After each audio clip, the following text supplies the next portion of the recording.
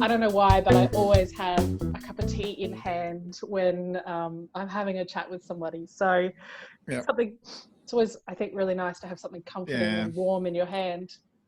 So That's why when you go for a meeting, you would have a coffee or a tea. You wouldn't just meet up on a bus stop, right? You go to a cafe or something. yeah, and Because you need to sit down and have something to share. Or in the evening, a drink or a beer. But during the day, yeah. It's something comforting to share food or drink with someone.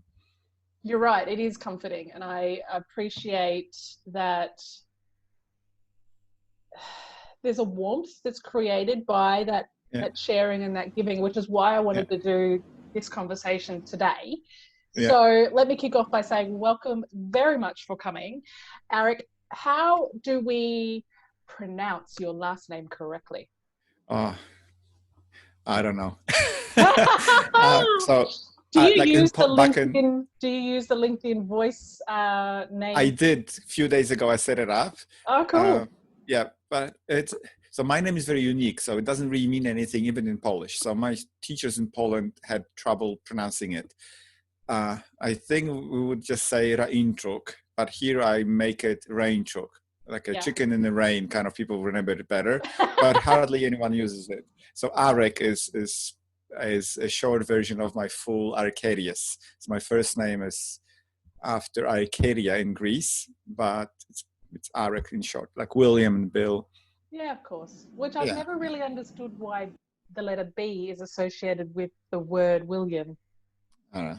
Doesn't make sense. No. Names are always a funny thing with me because, of course, I'm Caron, but everyone looks at it and says Karen, and it's like, no. But anyway, good try.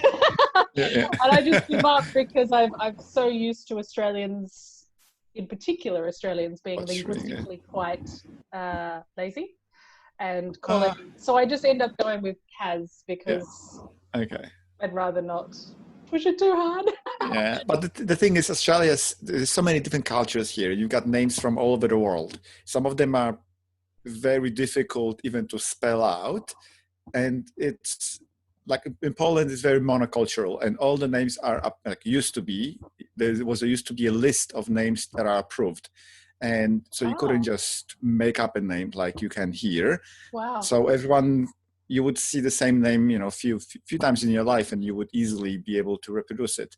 And unless someone came from abroad with a weird name, so that's why I find it. Yeah. So here in Australia, because there's so many different names, it is much harder. You expect people to kind of follow with it, but there's so many that.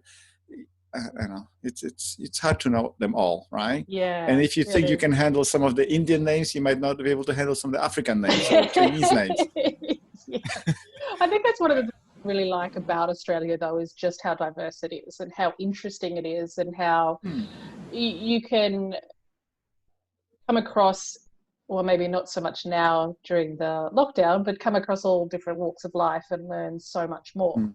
And that's why I wanted to have a conversation with you during this lockdown period where you're not able to necessarily do to the full capacity what you absolutely love. So I invited you to come and have a conversation with me in a new game called We Are Not Really Strangers. Or, I don't know if you could see that in the camera. It might come up back to front by the time I do the editing. But We're Not Really Strangers is a card game all around connection. It's all about proving that it doesn't matter who you are, we're really not strangers.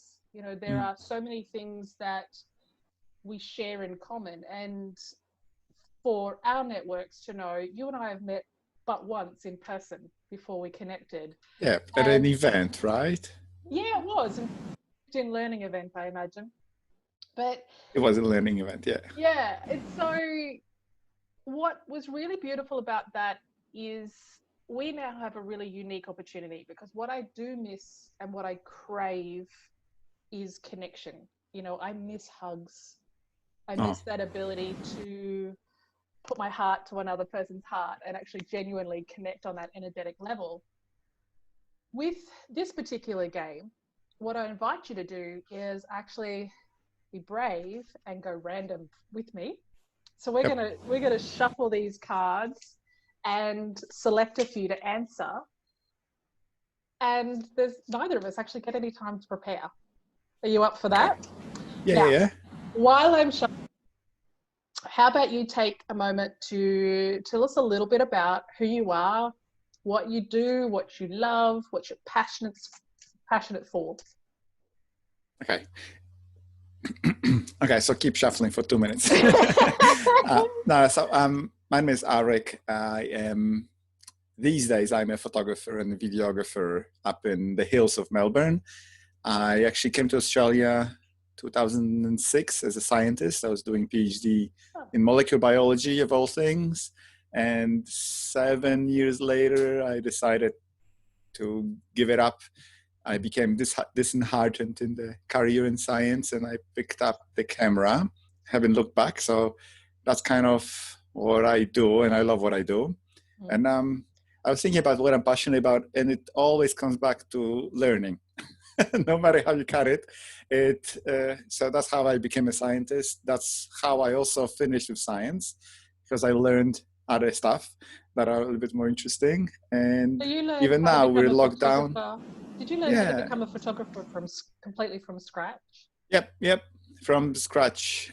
Yeah. And then you've established your own business completely. Yeah, so I learned. Yeah, so business and photography is different things, right? So photography itself, you have to have talent for it, but all the technical aspects of operating the camera. Then when you work with people, you've got all the added on top of that, all the aspects of dealing with people, making them comfortable for the camera, then making into a business and living off it. It also adds another layer, and I just added another layer of videography. And even now with the 6 weeks lockdown, I've just enrolled in a course to learn how to set up the business more in that avenue as well. And you will always find me listening to something, either podcasts or audiobooks. Most of them would be nonfiction. If it's fiction, it's some classical, something really, really important in the culture. Like I just finished A Brave New World by Huxley, and I really loved it. But most of the time, these would be nonfiction, educational or historical, whatever. So I'm always learning. I cannot stop. No, and YouTube is another. Yeah, no, I think it's great, because I'm very much the same. I've just started studying, part and parcel because of my job. Working, you can't really necessarily get away for very long with working with a software development company and not know how to code. So I've started learning how to code and to understand different coding languages and the different stacks and things like that. I'm even sounding like I know what I'm talking about. I really don't. No. But yeah, I'm definitely using this opportunity to skill up, because ITS is not an industry that I have had any previous experience in. So working in the capacity I do and leading the business in the way I do, I've had to really push myself to learn a lot more and to... I'm a bit the same as you. I always listen to podcasts. I'm always learning, particularly in aspects of leadership and things like that. And part of what I'm learning is pushing my boundaries on what's comfortable, and because everybody I work with is in another country and I'm working in different time zones constantly, I'm having to push the limits of my resiliency, because I'm homeschooling my son during the day, and then I'm having to start work at 3 o'clock and work through until often 9, 10 o'clock at night. I'm exhausted come Friday, and yet it's giving me some superpowers in my own resiliency and my own understanding of how strong I really am. I don't necessarily think I want to do this too much longer, thanks COVID. But for now, I'm trying to find whatever silver lining I can to make it okay, to make this time as positive as possible. So shall we turn over the first card? Yep. So how does it go? Are You you turn it over, ready? show it to me, or you read it out loud? I'll What's read it out loud. I think it might be okay? a bit easy. All right. Okay, so first card. So what are you still trying to prove to yourself? Okay. Wow. I think I got hung up on this on the word still. Yeah. Because there's probably a lot of things I am trying to prove, and not only to myself, um, but still. You can take that. You can take that out of the sentence if you, or the question if you All want right, to. okay, because yeah, It's our yeah, rules. maybe It's our maybe conversation. maybe it will come up because obviously I didn't know the question, right? I haven't prepared for it, but so there are things that always as we just began speaking about it, always learning. So I cannot just switch off, and once I've up. Once I've got a grasp on something and I feel comfortable with it, I keep moving, and my wife thinks that I just jump from one thing to the other, but no, I just learned it, you know, take command of it. I feel good with it, and I just move on, but retain everything behind me. So not like I forgot science, or I recently I learned how to barbecue, do American barbecue, and I smoke meats all day. But that's just on the side, right? But now I don't learn about it as much because I spent some weeks and months learning all about it. Now I don't, but I still cook and smoke. What do you think? But when I'm still, yeah. Like, let's unpack that learning process a little bit more and go, well, what are you proving to yourself by being a perpetual learner? I've always been like this. I remember my mom said, so I have a younger brother. He was the total opposite. He's the total opposite of me. So he was highly energetic, sporty guy, and I was always this more nerdy, calm guy. So when she would take us for a walk in the park, she would be split because my brother would be running in the front, chasing birds and getting into trouble, and she had to always look after him, right? While I was 200 meters behind, squatting behind a bush and looking at ants and picking up leaves and checking what's under, so she could never handle both of us at the same time. And I still remember when she told me about it, because it's still me. I mean, I always have to look under that rock and explore those things. But at some point I put it down and move on. But there's another rock. There's another something there. And do you think it's perhaps that you're simply trying to prove that you'll never stop learning, that you'll never stop being curious? Oh yes, but yeah. But I think it's innate. I don't think I'm proving it. I'm trying to prove it. Yeah. But one thing, yeah. It's a hard question because sometimes we don't ever think about this stuff, and that's the beauty of this game. Is that I would agree with you. I don't think I'm still trying to prove anything. I probably am, but I wouldn't know. Right, yeah, you wouldn't know. Right now, if I'm being put on the spot, if my husband walked in and I asked him that question, and I'm sure your wife would have an answer. They would, yeah. Yeah, right. We just explain it differently, because I think we just say to us, no, this is how we are. We're not trying to prove anything. Obviously, we struggle in life with certain things. Careers, family, everything else that goes with it, but on a deeper level, there's so many things that. Yeah, I don't prove to myself. Yeah, you're going to be thinking about that. I just became a new dad. Age 40. I just have a 5-month-old son. Yeah, I feel young. I don't.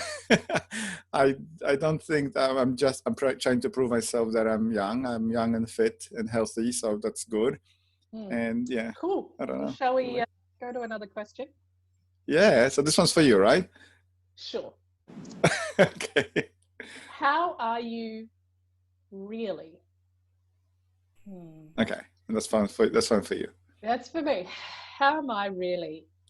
If you'd asked me yesterday, I would have said pretty bloody shit. I was not coping, and I was really struggling with the lockdown. I was struggling with, I've been quite public in talking about my depression. So I had just a period of darkness yesterday. And so after doing the grocery shopping, I snuck away to my local lake, which is just a man-made area, and just gave myself some kindness and journaled. How am I really today? Brilliant.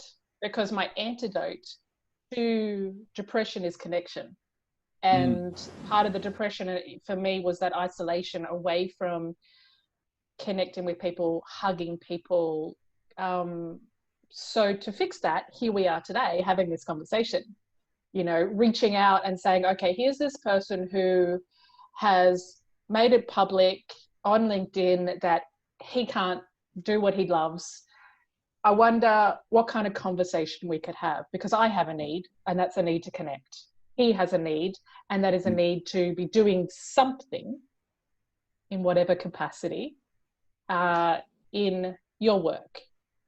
And so I guess, how am I really right now? Brilliant. I'm glad we're having this conversation today and not yesterday. Not yesterday. Yeah.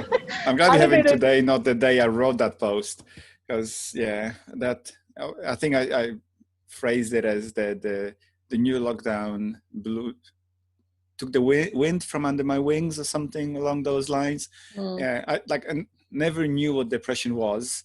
Never really experienced anything like it, but I think this lockdown is it's like you said, it's a darkness to me. For me, that was kind of brief shadow. It just kind of makes it hard to breathe and makes this awkward, almost I want to vomit feeling in my mouth, deep in my throat kind of thing. So if that's, I wouldn't say that's more than 5% of what people would suffer with depression, but I wouldn't wish it on anyone else. And I think these days, so many people feel it, even though they never had any mental struggles with mental illness. But I think this is very disheartening what the situation is. And well, you're being forced to not work. You're being told by a government that you're not allowed to do your job. No, you know, no. And even if they allow us to do the work, then other people we work with, they wouldn't feel comfortable working. So it wouldn't be normal working anyway. And the first lockdown was fine for me, because my son was born 2nd of March, just as it was starting. And I was planning to take March off anyway. So it just became this long baby bubble that I hardly noticed. I just had to reschedule some sessions for later on. But then as it was being lifted, I was putting so much energy into getting to restart, to build the momentum. And so in my line of work, there's a lot of momentum has to be built before you even start seeing the results, but the results come 3-4 months after you've had the momentum going. So why is that? Like, what is it about photography? Because there's a delay between the effort I put in to, let's say, to obtain new clients. That's the momentum being built just to get everything rolling. And then by the time I'm finished with the first lot of clients and starting to see, a difference in the bank account, it's usually a few months, because there's a lot of work in between, scheduling it, editing, all the contracts, quotes, and everything. There's a huge delay. It's not like a cafe where you open the doors in the morning and by the evening you've got a full register of money, right? If you're in a good location, right? And people do come around. So with me, like with many other businesses, there's usually there's a big delay between the effort and the reward. So having put all that effort and starting to sacrifice the time with my family, with my young little prince, as I call him, to work on the business, to kind of ensure that I can catch up after the first lockdown, and that I can ultimately provide enough money for my wife, so my wife wouldn't have to go back to work in next year. And the second lockdown just kind of couldn't happen the worst moment, because I've had such a beautiful momentum going. It was all picking up, and then it just crashed down. And the gut feeling I have, I don't have it anymore, fortunately. I came to terms with it. and I live in a beautiful spot, so walks are also a great way to deal with it. And I found something else to work on. But yeah, I know.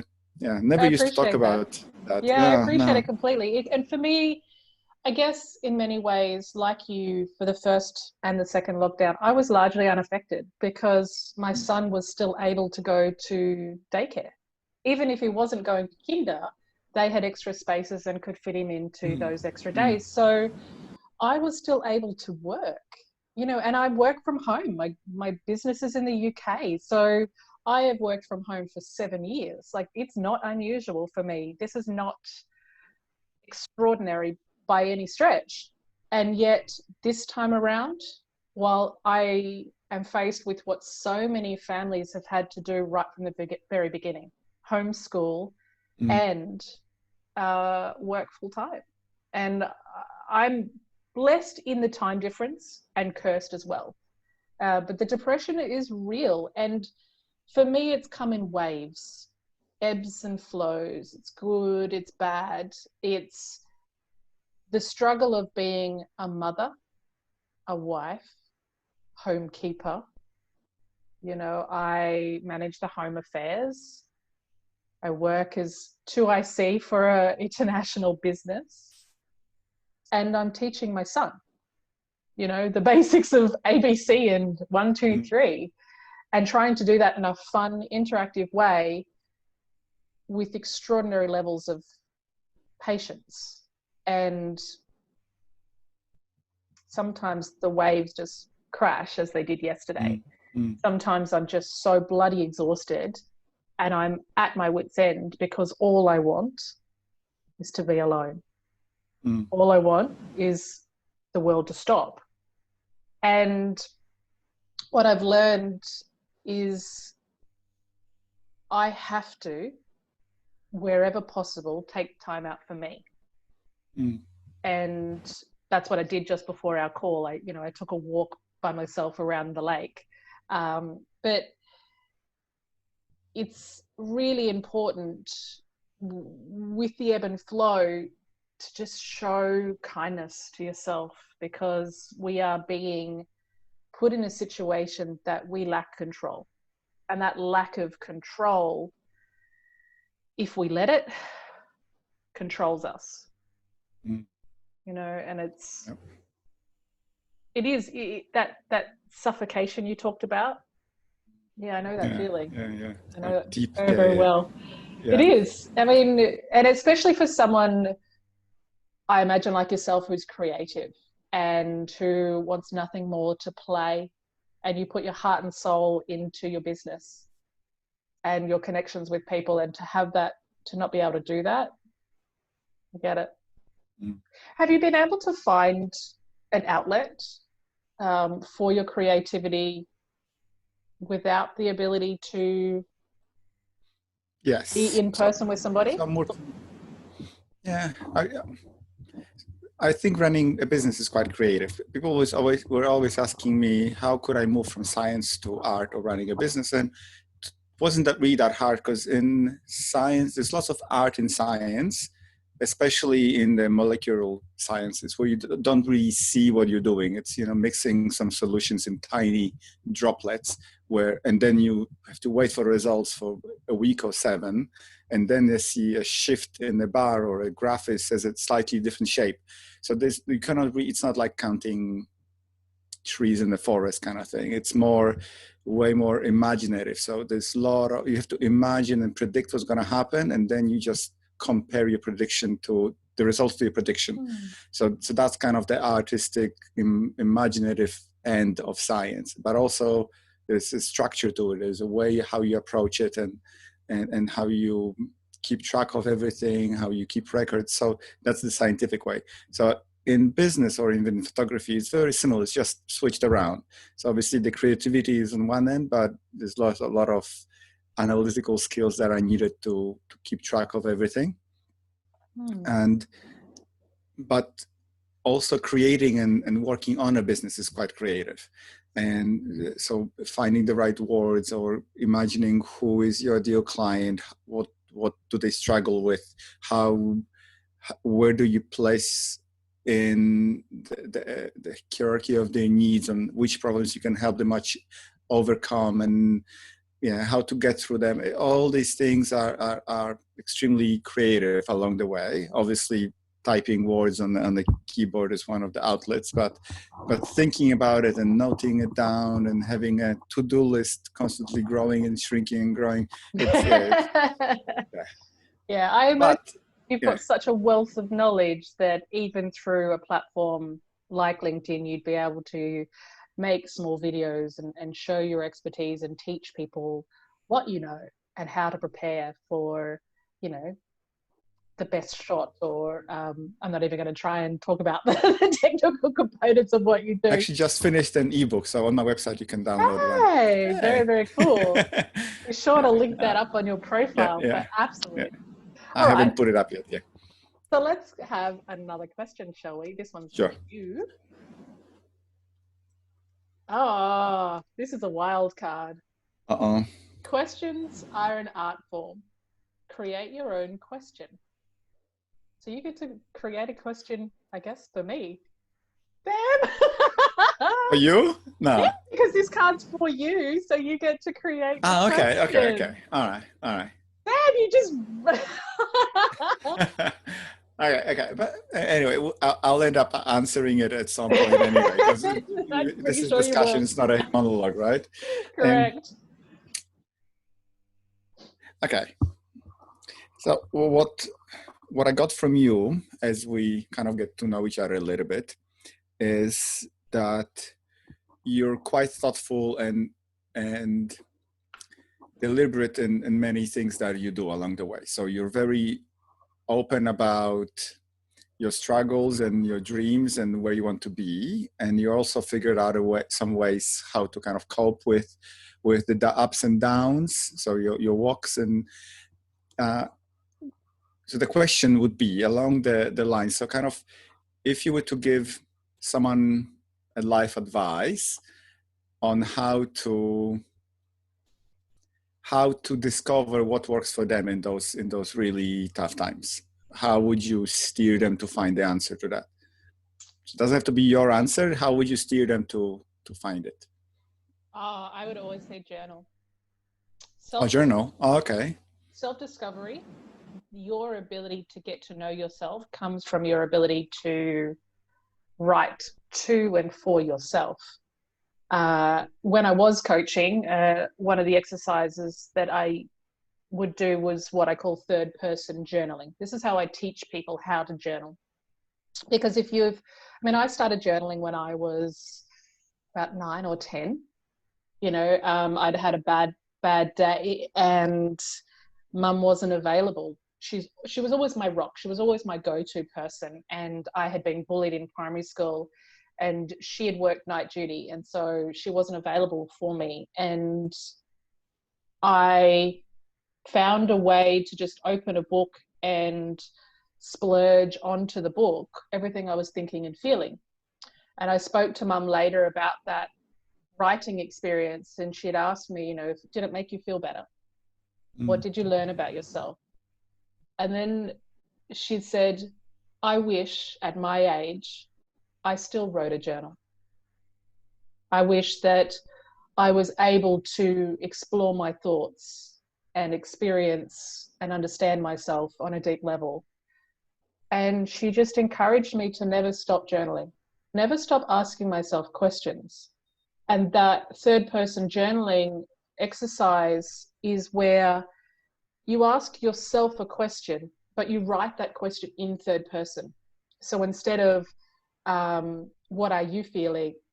What am I feeling? The question is, what are you feeling? But you answer it in first person. I am feeling, or I think this. So you would write, Arek, what are you still trying to prove to yourself? And then your journaled answer might start off by being, I don't know. But as you keep writing, as you keep exploring, you start to hear your inner voice, that inner dialogue, those thoughts that are beneath the thoughts. And it just takes practice and consistency. every time my brain is full, every time I am hurting or in a dark period, I open up my journal and I write. And the funny thing is, I have now probably about 50 journals, and I can't read them. I can't open them. They're not all darkness and misery. There's some absolute joys and life experiences in those pages. But I've written it. It's done now. I don't need to go back. I don't need to relive. I shudder to think that what my grandchildren's grandchildren are going to think of me when they read those books, but I won't be around, so it's okay, you know. But anybody who is wanting to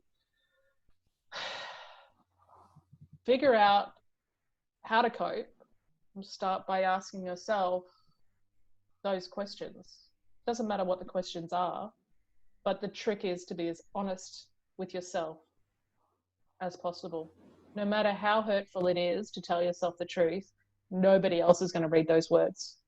So be real, be honest. And hopefully those truths will enable you to take just one more step forward. I don't know, does that answer your question? Oh yeah, that's way more detailed than I would have expected for you to come up with, like, on the spot like this. Yeah. Oh, I've been coaching for a long time. Yeah. Yeah, journaling is definitely the gift for me that keeps on giving. It is what has enabled me to be quite so self-aware. Yep. Are we okay? Yeah, you're okay. Yep. Just all right. So I feel like I'm gonna turn this around and say, how would you describe the feeling of being in love in one word? We're both going to answer this one. How would you describe the feeling of being in love in one word? In English, the word elated comes to mind. What's the word in Polish? Wzniesiony. I don't think there's a exact translation, but the feeling that I would describe is the elation, being completely, like, barely touching the ground, being inflated, being overwhelmed, but in the most positive way. And so obviously I really, really love my wife, and we've been together for 22 years almost. Wow. Yeah, we met, we were about to turn 18. Literally, yeah. We were different high schools, but it's high school love, but from different high schools. And yeah, so we've had a beautiful, beautiful life together. And now that we have our son, so I got to relive that feeling, but it's slightly different. And this time I don't know what happened, but the moment we brought him home, we were just laying in bed, just having had him between us and watching him. I remember when I touched her skin, and we got this tingling feeling. I'm not sure what that was, but it's still there. We never had it before. Never in 22 years. We had that sensation of that tingling on both my finger and her skin, and it goes both ways. We've never had it before, and now we have it on command whenever we touch ourselves with him in the room. Wow. It's amazing, yeah. But elation is kind of that's beautiful. Yeah. That's beautiful. I would say my word is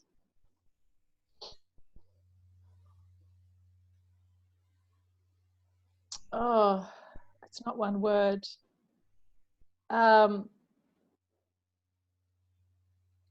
If I can cheat and have two, I would simply say cared for.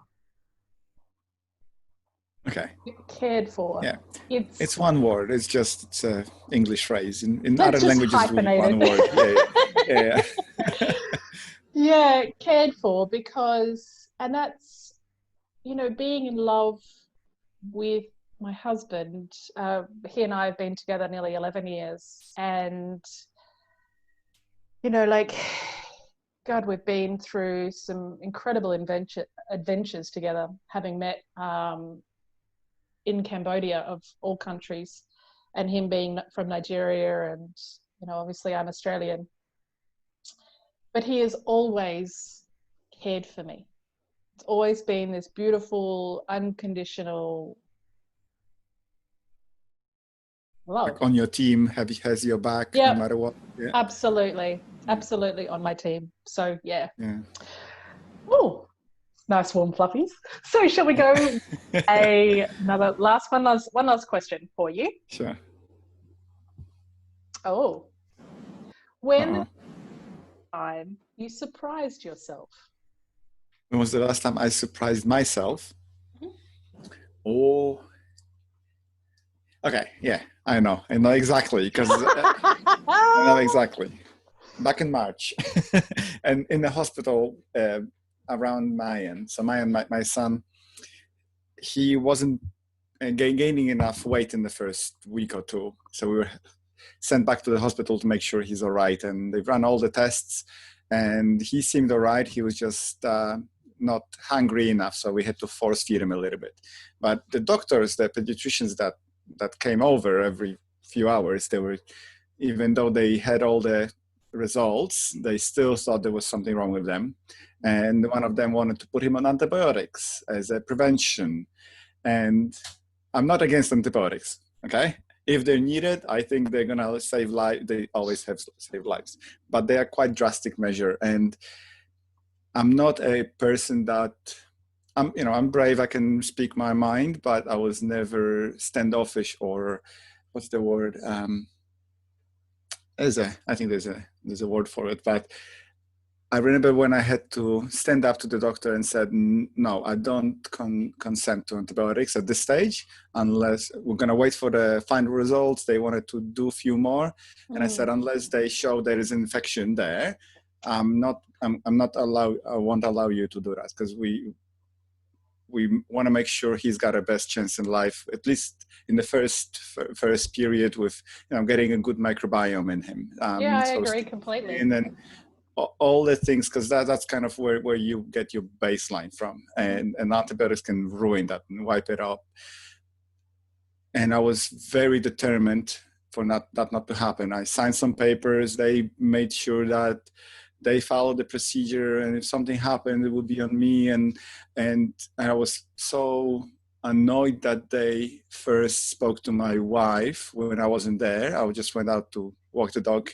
I came back and she was in tears because she didn't know how to say those things. Obviously, she wasn't sleeping well. She was exhausted, and the words they used, they were very manipulative just to get their point across. Yep. And when I heard about it, I just, first time in my life I did something like this, and I never thought I had it in me to be so Determined.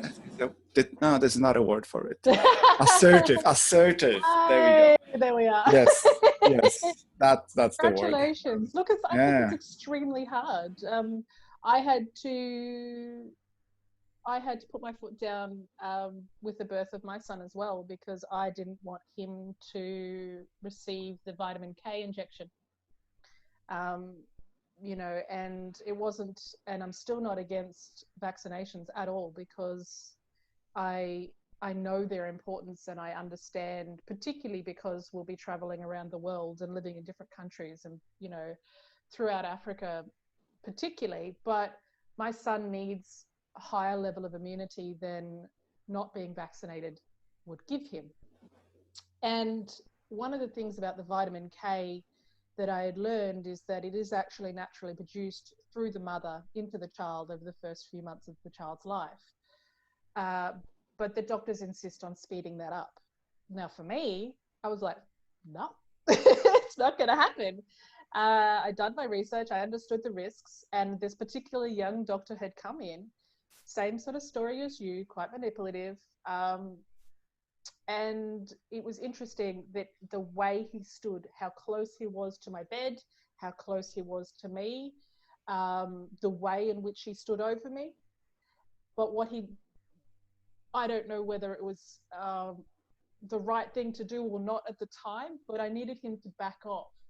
So as I reached forward, I inadvertently knocked a glass of water completely over him, over the bed. And Mum went to get up and I put my hand on her hand and I turned to the doctor and said, would you help me get a cloth? And he had to leave the room.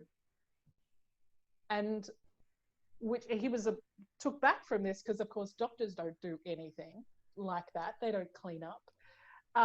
But I had spoken to him such a way that it was like, could you help me? Go and get a cloth for me. Because there was no nurses in the room and I wasn't letting Mum do it, even though she's a nurse and she went to do it.